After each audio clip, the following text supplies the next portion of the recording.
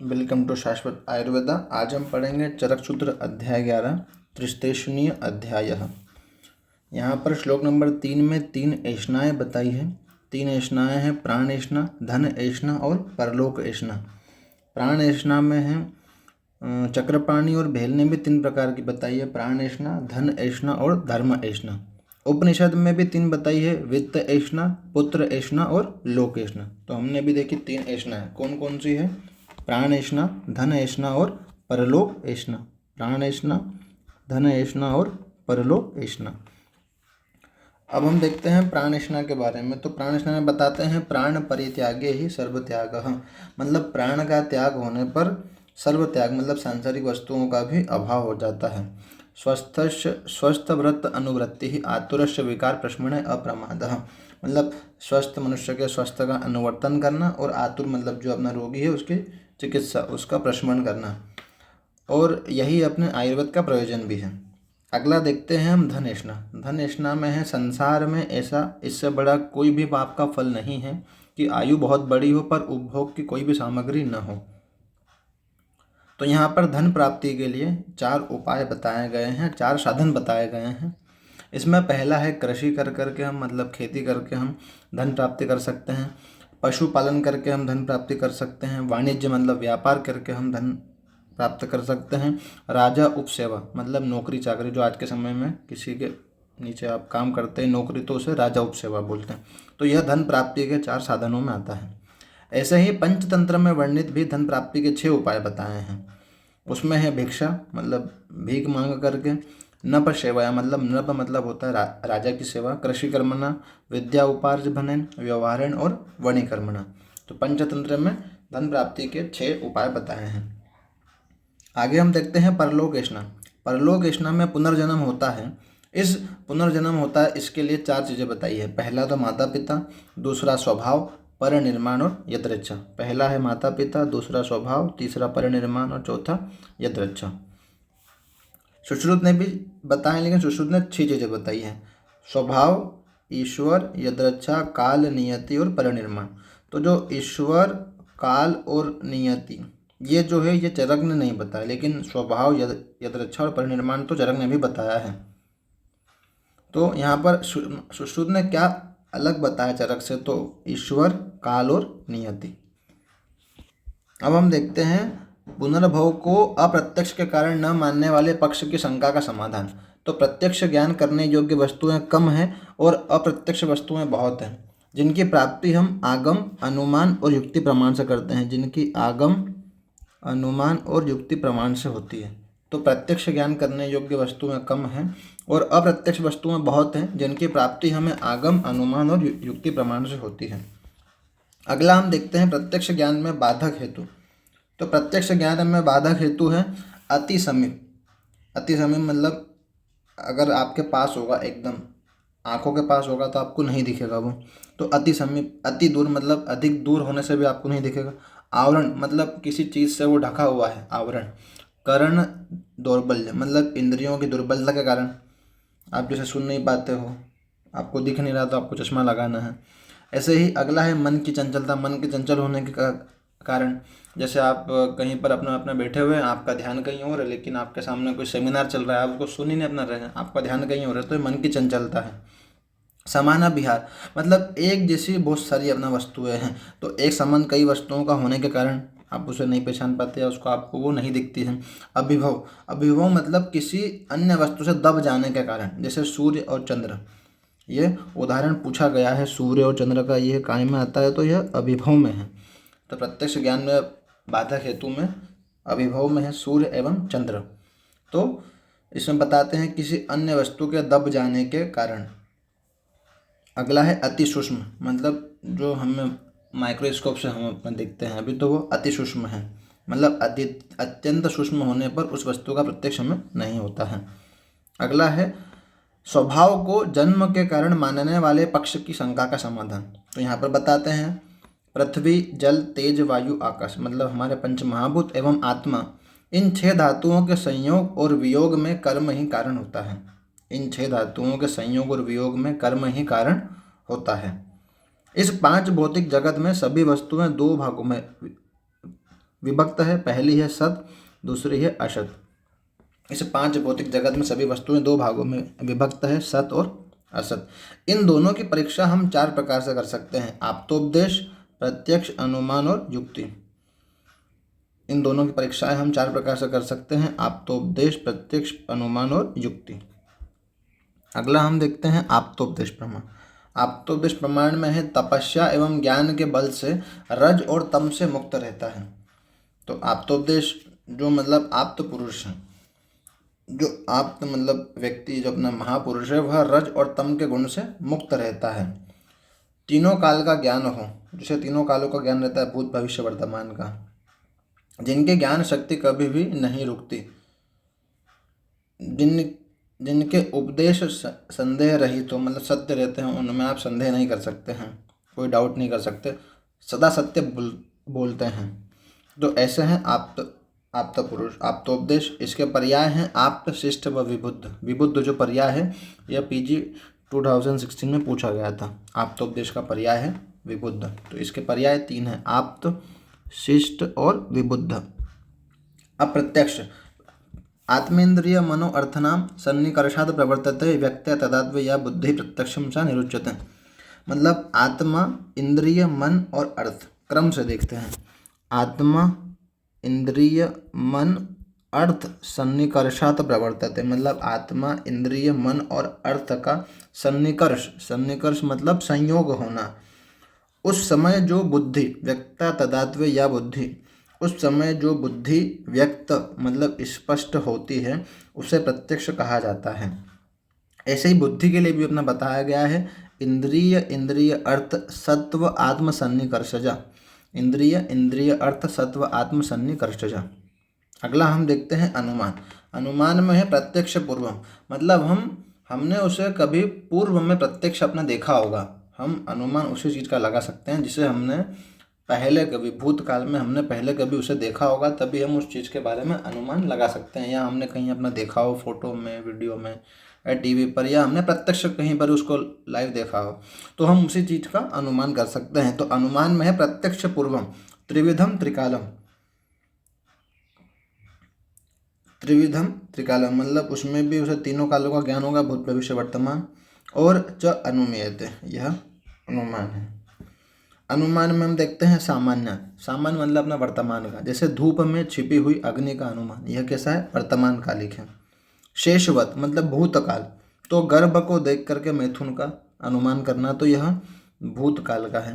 पूर्ववत मतलब भविष्य काल, तो बीज अपने पास है, तो बीज से उत्पन्न होने वाले अंकुर का अनुमान। जैसे आज हमारे पास कोई पौधा है, उसका बीज है, अब हम अपना उस बीज को लगाएंगे तो पौधा कल होगा, तो यह पूर्ववत मतलब भविष्य काल का हमने अनुमान किया है। अगला हम देखते हैं युक्ति। बुद्धि पश्यति या भावान बहु कारण योगजान युक्तिस्त्रिकाला शाक्या त्रिवर्गः साध्यते यह। तो युक्ति में बताते हैं कि बहुत कारणों के योग से उत्पन्न भावों को, अविज्ञात भावों को विज्ञात भावों के कार्य कारण भाव के अनुसार तथ्य को देखने वाली बुद्धि को युक्ति कहते हैं। इस युक्ति का प्रयोग तीनों भूत भविष्य वर्तमान कालों में होता है, जिससे धर्म अर्थ काम मतलब जो त्रिवर्ग साध्यते या त्रिवर्ग की सिद्धि होती है। तो यह अपना पूछा गया है पीएचडी में कि त्रिवर्ग साध्यते या, तो यह अपना किसके लिए कहा है, तो युक्ति। तो त्रिवर्ग साध्यते या ये कहाँ पर आया है, तो युक्ति प्रमाण में आया है। तो त्रिवर्ग से हम क्या समझेंगे, तो धर्म अर्थ और काम। त्रिवर्ग से क्या है, धर्म अर्थ और काम। उदाहरण, जिस प्रकार जल, कर्षण, बीज और ऋतु के संयोग से जौ, गेहूं आदि धान्य की उत्पत्ति होती है, उसी प्रकार 6 धातुओं के संयोग से गर्भ की उत्पत्ति होती है। तो हमने यह अपना युक्ति प्रमाण के द्वारा समझाया है। अगला हम देखते हैं चतुर्विध प्रमाण से पुनर्भव की सिद्धि, मतलब पुनर्जन्म होता है, उसके बारे में हम समझ रहे हैं। तो उसके लिए हम 4 प्रमाण लगाएंगे, आप्तोपदेश, प्रत्यक्ष, अनुमान और युक्ति। तो हम पहले पढ़ते हैं प्रत्यक्ष प्रमाण से सिद्ध करने के 13 कारण हैं। प्रत्यक्ष प्रमाण सिद्ध करने के 13 कारण हैं, जिसमें पहला है प्रत्यक्ष प्रमाण से पुनर्जन्म की सिद्धि में 13 कारण हैं। कितने कारण हैं, 13 कारण हैं। इसमें पहला हम देखते हैं माता पितृ विसदृश अन्य पत्यानि, मतलब माता पिता के समान संतान का न होना, माता पिता वृद्ध सदस्य अन्य पत्यानि, मतलब माता पिता के समान संतानों का न होना।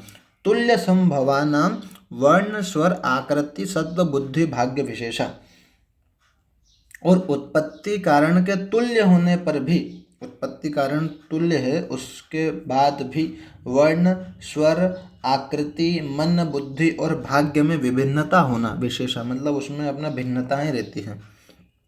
प्रवर अवल अवर कुल जन्म, कोई प्रवर कुल में मतलब कोई उत्तम कुल में जन्मा है, कोई हीन कुल में जन्मा है। दास्य ऐश्वर्य, दास्य मतलब कोई अपना नौकर है, कोई मालिक है। सुख असुखम आयु, किसी की सुख आयु है, किसी की असुख आयु है।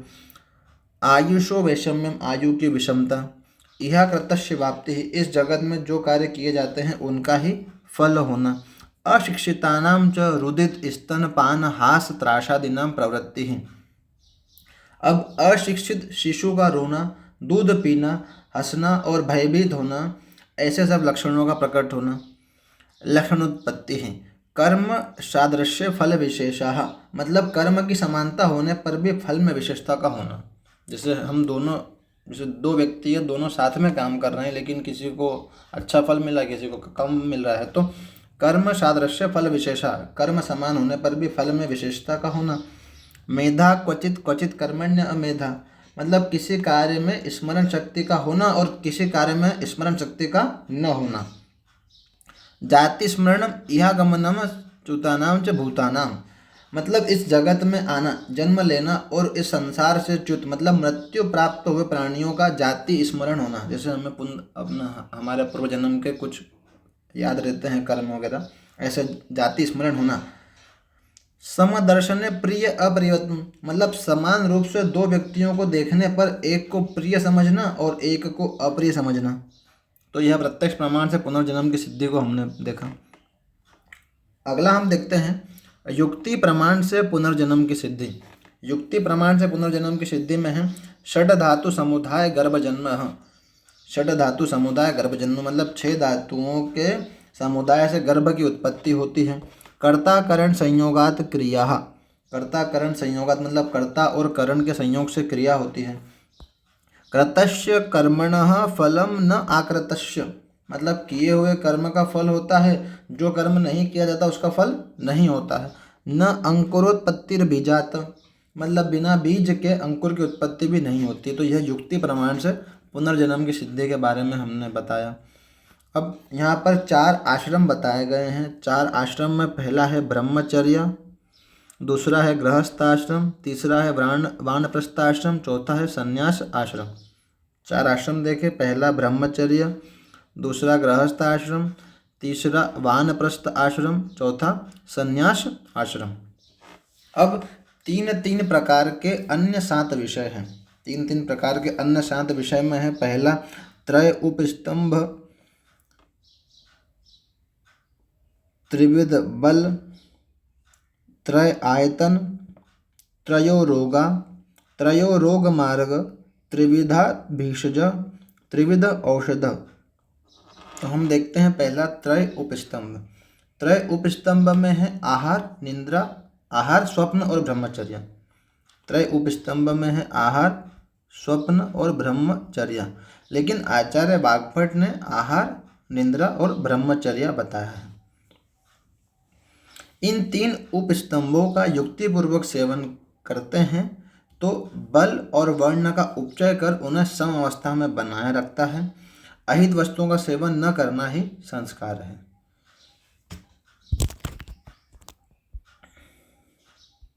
अब हम देखते हैं त्रिविध बल। त्रिविध बल कौन कैसे? तो सहज, कालज और युक्तिक्रम। तो सहज में है सहजम यश शरीर सत्वयो प्राकृतम, मतलब सहज बल उसे कहते हैं जो शरीर और मन के अनुसार स्वाभाविक रूप से होता है। कालज में है कालम कालकृत ऋतु विभागजम वयः कृतम च, मतलब कालज बल जो है जो ऋतुओं के विभाग के अनुसार और अवस्था वय के अनुसार, वय हमारी कैसी है तो बाल्य, युवा या वृद्ध, इसके अनुसार हमारा कालज बल होता है। जैसे युवा अवस्था में बलवान रहेगा व्यक्ति, वृद्धावस्था में कमज़ोर रहेगा। तो अब हम बात करते हैं अपना ऋतुओं की। तो अपना ऋतुओं में हमारे पास विसर्ग काल और आदान काल। आदान काल में सूर्य के बलवान होने के कारण हमारा शोषण होता है, लेकिन विसर्ग काल में चंद्रमा बलवान होने के कारण हमारा बल बढ़ता है। हम उस समय हमारे पास बल ज़्यादा रहता है। तो यह हमने कालकृत देखा, मतलब अपना ऋतुओं के विभाग के अनुसार। अगला है युक्तिकृत।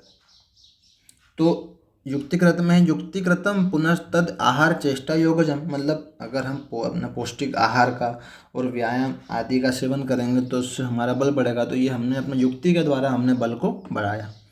अगला हम देखते हैं त्रय आयतन। तो 3 आयतनों में है अर्थ, कर्म और काल। 3 आयतन में है अर्थ, कर्म और काल।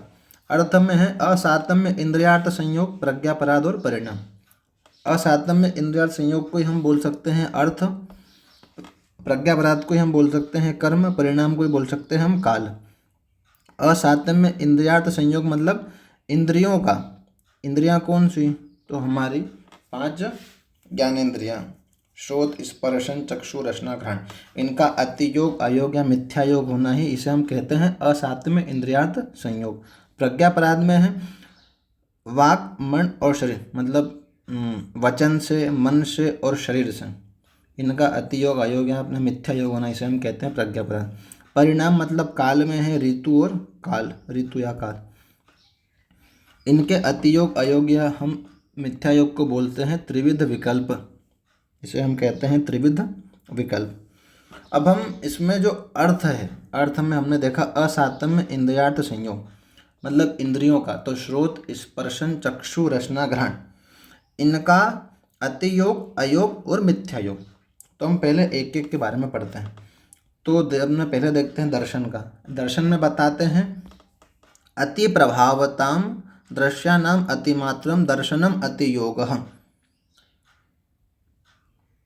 अति प्रभावता मतलब जो बहुत चमकने वाला है, जैसे सूर्य, अग्नि आदि ऐसे दृश्यों को अधिक मात्रा में देखना, यह क्या हो जाएगा? नेत्रों का अतियोग। सर्वसो अदर्शनम अयोगः, नेत्रों से किसी को सर्वथा देखना ही नहीं, रूपों को, किसी भी रूप को नहीं देखना या अल्प देखना, ये क्या हो जाएगा? दर्शनम अयोगः मतलब नेत्र का अयोग। अब अतिश्लिष्ट, अति विप्रकृष्ट, रौद्र, भैरव, भूत, बिभत, द्विष्ट, बिभत्स, विकृत, वित्राश आदि रूप दर्शनम मिथ्या योगः, मतलब नेत्र से हम अतिश्लिष्ट, अधिक, अति विप्रकृष्ट मतलब अधिक पास का, अधिक दूर का, रौद्र माने कठिन, भैरव भयानक, अद्भुत, द्विष्ट, बिभत्स, विकृत, वित्राशन अर्थात शीघ्र ही जो भय उत्पाद कर दे, ऐसे रूपों को देखना, यह नेत्र का मिथ्या योग होगा। अगला हम देखते हैं श्रवण का अतियोग, अयोग और मिथ्या योग। तो श्रवण में बताते हैं अतिमात्र स्तन बड्ढहोत कृष्ट आदिनाम शब्दानाम अतिमात्रम श्रवणम अतियोगः, मतलब अत्यंत ऊंचे शब्द, मेघों की गर्जना, नगाड़े का शब्द तथा जोर से रोने की ध्वनि कानों से सुनना, यह शब्दों का अतियोग है। सर्वश्रो अश्रवणम अयोगः, कानों से सर्वदा शब्दों का न सुनना, यह अयोग है। परुश्रेष्ठ विनाश, उपघात, प्रघर्षण, भीषण आदि शब्द श्रवण मिथ्या योगः, मतलब कठोर, प्रियजन या प्रिय वस्तु के विनाश सूचक, प्रघर्षण सूचक तथा भीषण, भयंकर आदि शब्दों का सुनना शब्द का मिथ्या योग है। अगला हम देखते हैं घ्राण। तो अति तीक्ष्ण, उग्र, अभिसंधिनाम गंधानाम अतिमात्रम घ्राणम अतियोगः, मतलब नाक से हमने अधिक तीक्ष्ण, उग्र, अभिसंधि गंधों का अधिक मात्रा में संयोग होना, अधिक मात्रा में संयोग हो रहा तो घ्राण का ये क्या हो गया? अतियोग हो गया। सर्वसो अघ्राणम अयोगः, मतलब गंधों का सर्वथा संयोग ही नहीं होना, उसे हम कुछ सूंघ ही नहीं रहे हैं, तो यह अयोग हो गया। पूति, द्विष्ट, अमेध्य, क्लिन्न, विष, पवन, कुनप, गंधादि ग्रहणम मिथ्या योगः। तो यहाँ पर है दुर्गंध, सड़ी गली वस्तुओं की गंध, प्रतिकूल, अपवित्र तथा क्लिन्न गंध, विषयुक्त वायु की गंध, कुणप गंधि मतलब मुर्दे के समान जो गंध आती, सड़े हुए मुर्दे की गंध आदि का इंद्रियों से संयोग होना, यह हो जाएगा मिथ्या योग। अगला है रस। रसानाम अत्यदनम अतियोगः, मतलब जिह्वा से रसों का अत्यधिक स्वाद लेना, यह क्या हो गया, अतियोग हो गया। सर्वसो अनादानम अयोगः, रसों का सर्वथा जीवा से संयोग न होना, यह क्या हो गया, अयोग। मिथ्या योगो राशि वर्जेषु आहार विधि विशेष आयतन उपदेक्षित। हमने आहार विधि विशेष आयतन पढ़ेंगे चरक के विमान स्थान के प्रथम अध्याय में। वहाँ पर प्रकृति, करण, संयोग, राशि, देश, काल, उपयोग, संस्था, उपयोक्ता, यह ऐसे 8 आहार विधि विशेष आयतन बताए गए हैं। इनमें से राशि को छोड़कर मिथ्या योगो राशि वर्जित, मतलब राशि को छोड़कर 7 प्रकार के जो नियम है, ऐसे अष्टविध आहार 8 होते हैं, इसमें से एक को छोड़ दो, मतलब किसको छोड़ना है, राशि को, तो बचे कितने, 7। तो इनमें से राशि को छोड़कर 7 प्रकार के नियमों के विपरीत रसों का जिह्वा के साथ संयोग होना मिथ्या योग है। राशि का ग्रहण करना इसलिए नहीं किया गया है क्योंकि इसका ग्रहण अधिक मात्रा में और कम मात्रा में भी किया जाता है, अतः अतियोग और अयोग में इसको हम ग्रहण करेंगे, इसका हम मिथ्या योग में नहीं लेंगे इसे। स्पर्श का देखते हैं हम अगला। अति शीत उष्णानाम स्पर्शानाम स्नान अभ्यंग उत्सादनादिनाम च अति उपसेवनम अति योगः, मतलब त्वचा के साथ अत्यधिक शीतल या अधिक उष्ण स्पर्श वाले स्नान, अभ्यंग, उपटन आदि का अत्यधिक संयोग, यह अतियोग है। सर्वशो अनुपसेवनम अयोगः, मतलब इनका सर्वथा सेवन न करना या सेवन अल्प सेवन करना, यह अयोग है। स्नान आदिनाम शीत उष्ण आदिनाम च स्पर्शानाम मन अनुपूर्व्य उपसेवनम विषम स्थान अभिघात सूचि भूत समस्पर्शादश्चेति मिथ्या योगः, मतलब शीतल उष्णादिनाम मतलब उष्ण स्पर्श वाले स्नान, अभ्यंग, उबटन आदि का यथाक्रम सेवन न करना, ऊंचे नीचे स्थानों का त्वचा से स्पर्श होना, त्वचा पर आघात लग जाना, अपवित्र वस्तुओं का स्पर्श हो जाना, भूत प्रेत अथवा रोग उत्पादक जीवाणुओं का त्वचा से संयोग होना, यह मिथ्या योग है। तो हमने असात्म इंद्रियार्थ संयोग में पंचविधस् त्रिविध विकल्पों, तो हमने 5 चीज़ें पढ़ी, पांचों इंद्रियों का अतियोग, अयोग और मिथ्या योग। अतियोग, अयोग और मिथ्या योग, तो यह कैसे हो गए, 5 × 3 मतलब 15। तो पंचविधस् त्रिविध विकल्पों। अब प्रज्ञा पराध में तो है त्रिविध विकल्पम त्रिविधम है, तो 3 × 3 यह भी 9 हो जाएंगे ऐसा, क्योंकि मन, वचन और शरीर का अतियोग, अयोग और मिथ्या योग होना। तो ये तो सब इजी है, आप उन्हें लगा सकते हैं। अब हम अगला देखते हैं त्रिविध रोग। त्रिविध रोग में है निज, आगंतुज और मानस। तो निज में है शारीर दोष समुत्थ, मतलब शारीरिक दोष कैसे, तो वात पित्त कफ के विकृत होने से जो रोग उत्पन्न होते हैं उसे हम कहेंगे निज। आगंतुज में है भूत विष वायु अग्नि संप्रहार आदि समुत्थ, मतलब भूत प्रेत या जीवाणुओं के आक्रमण, विषयुक्त वायु के स्पर्श और अग्नि से जल जाने तथा शस्त्र आदि से अभिघात लगने से उत्पन्न होते हैं। मानसः पुनरिष्टस्य लाभाच्च अनिष्टस्य उपजायते, मतलब मानसिक में बताते हैं मन के अनुकूल वस्तुओं का न प्राप्त होने पर तथा अप्रिय वस्तुओं के प्राप्त होने पर, तो यह मानस रोग है। अब मानस रोग की चिकित्सा बताई गई है। तद विद्यानाम च उपसेवने प्रयतिव्यम, मानस रोगों उत्पन्न होने पर धर्म, अर्थ, काम इन तीनों का विचार पूर्वक पालन करना चाहिए। आगे हम देखते हैं त्रिविध रोग मार्ग, बहुत इम्पॉर्टेंट है, यहाँ से पूछा गया है क्वेश्चन त्रिविध रोग मार्ग से। तो त्रिविध रोग मार्ग में हमने देखा है शाखा, मर्म, अस्थि, संधि और कोष्ठ। पहला है शाखा, दूसरा है मर्म, अस्थि, संधि और तीसरा है कोष्ठ। अब हम देखते हैं शाखा में क्या क्या है। तो शाखा में है रक्त आदि धातु, मतलब रस, रक्त मतलब रक्त, मांस, मेद, अस्थि, मज्जा और शुक्र और त्वचा, यह काय में है? शाखा में है। इसे हम बाह्य मार्ग के रोग कहते हैं। हम शाखा को क्या कहेंगे? बाह्य मार्ग के रोग। अब हम देखते हैं मर्म अस्थि संधि। मर्म अस्थि संधि में है बस्ती, हृदय और मूर्धा। बस्ती, हृदय और मूर्धा। मूर्धा मतलब होता है सिर, और स्नायु, कंडरा, और इसे हम कहते हैं मध्यम मार्ग रोग। इसे हम कहते हैं मध्यम मार्ग रोग। कोष्ठ में है महाश्रोत। कोष्ठ में है महाश्रोत मतलब एलिमेंट्री किरणपुरी अपने।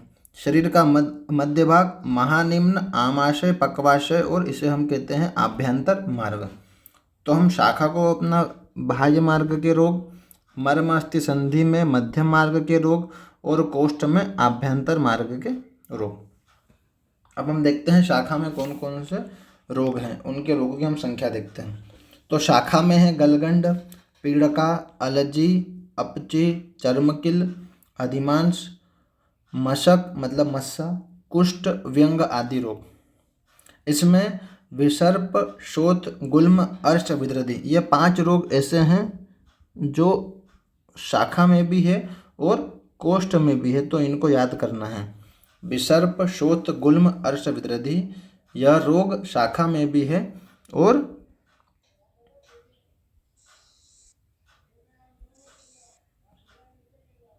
यह रोग शाखा में भी है और कोष्ठ में भी है। कौन से हैं? तो विसर्प, शोथ, गुल्म, अर्श और विद्रधि। अब हम बात करते हैं मर्म अस्थि संधि की। तो मर्म अस्थि संधि में बस्ती, हृदय, मूर्धा। तो अब हमें यहाँ पे एक चीज़ तो मतलब इजी हो जाएगी कि बस्ती, हृदय और मूर्धा स्नायु, कंडरा मध्यम रोग मार्ग है। अब मर्म अस्थि संधि, तो अस्थि से संबंधित और संधि से संबंधित रोग है। जैसे अपना पक्षवत, स्नायु, कंडरा ही है, इससे संबंधित ही रोग है सब ये, वात व्याधि वाले। तो पक्षवत, पक्षग्रह, अपतानक, अर्दित, अस्थि एवं संधि, शूल। अब हम पढ़ रहे हैं क्या यहाँ पर? मूर्धा। तो अपने मूर्धा से क्या हो जाएगा? शिरो रोग। यहाँ पढ़ा हमने हृदय, तो हृदय रोग। यहाँ पढ़ा बस्ती, तो ये हो गया बस्तीगत रोग। अब हमें यहाँ पर केवल 2 चीज़ें याद रखनी है, एक तो है शोष, राज्यक्षमा और गुदभ्रंश। क्या याद रखना है हमें यहाँ पर? शोष, राज्यक्षमा और गुदभ्रंश। अगला हम देखते हैं कोष्ठ। कोष्ठ में महाश्रोत, शरीर का मध्य भाग, महानिम्न, आमाशय, पक्वाशय और आभ्यंतर मार्ग। इसमें है ज्वर, अतिसार, छर्दी, अलसक, विसूचिका, कांस, श्वास, हिक्का, आनाह, उदर रोग और प्लीहा रोग। अब जो इसमें विसर्प, शोथ, गुल्म, अर्श, विद्रधि जो है, यह शाखा में भी है और कोष्ठ में भी है। अब हम पढ़ते हैं त्रिविध वेद्य। त्रिविध वेद्य में है छद्मच्छर वेद्य, सिद्ध साधित वेद्य और गुणयुक्त वेद्य। तो छद्मच्छर वेद्य में है वेद्य भांड औषधे पुष्टे पंचवेर अवलोकन लभंते ये भिक्षक शब्दम अज्ञास्ते प्रतिरूपका। मतलब वेद्यों के रखने योग्य भांड, मतलब जैसे पात्र हुआ, अलमारी हुई, शीशी आती जो कांच की, बॉटल, भेषज पेटी आदि, औषध हुई, पुस्तकें हुई जैसे चार्ट हुआ, मॉडल हुआ। ऐसे पुस्तकों को अपने क्लिनिक पे वैद्य रहते हैं, कुछ सजा के रखते हैं अपने क्लिनिकों पर। पल्लव, हतस्थ, कुछ ग्रंथों के या विषयों के अवलोकन, वेद्यों की रोगी परीक्षा करने की विधियों का अनुकरण करना है। हमने कुछ विधियां लिख दी अपने क्लिनिक पर। ऐसे जो वेद्य हैं उस वेद्य को हम छद्मच्छर वेद्य कहते हैं। उस वेद्य को हम कहते हैं छद्मच्छर वेद्य। अगला है सिद्ध साधित वेद्य। श्री यशो ज्ञान सिद्धानां व्यपदेशाद विधा वेद्य शब्दम लभन्ते ये ज्ञेयास्ते सिद्ध साधिताः।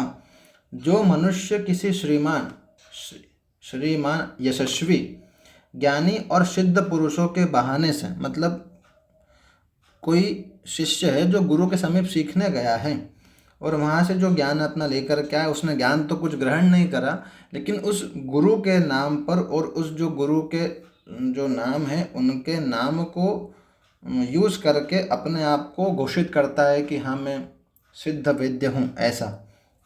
तो जो मनुष्य किसी श्रीमान, यशस्वी, ज्ञानी और सिद्ध पुरुषों के बहाने से स्वयं को श्रीमान, यशस्वी, ज्ञानी, सिद्ध न होते हुए भी अपने को वेद्य घोषित करता है, उसे हम सिद्ध साधित वेद्य कहते हैं।